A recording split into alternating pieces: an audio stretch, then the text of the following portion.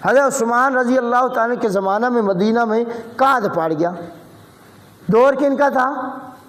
حضرت عثمان رضی اللہ تعالیٰ عنہ کا. قحط سالی ہے. مدینہ کے تاجروں نے دیکھا کہ مدینہ کے بعد سے نا ایک قافلہ آ رہا ہے اونٹوں کے اوپر، اور ان اونٹوں کے اوپر غلہ لدا ہوا ہے، گندم. تاجر وپاری جو ہوتے ہیں نا وہ بڑے سیانے لوگ ہیں. انہیں ویکھا بھی قافلہ آ رہا ہے تو غلہ وہ ہوتے کیوں نہ بارو بار مکا کر لیجیے، خرید لیجیے. تاجر پہنچ گئے. وہ سارا جو قافلہ تھا وہ حضرت عثمان رضی اللہ تعالی عنہ کا.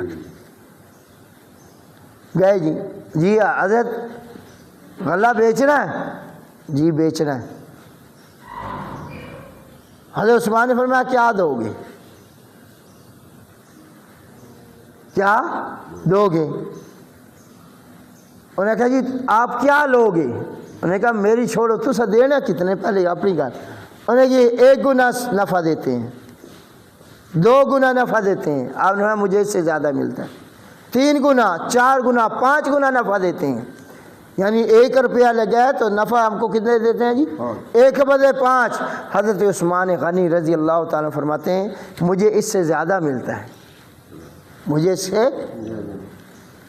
وہ مدینہ کے تاجر تھے. انہوں نے کہا یار تاجر وپاری اسیاں ہم ہیں، کون ہے جو تجھے ہم سے زیادہ نفع دینے والا ہے؟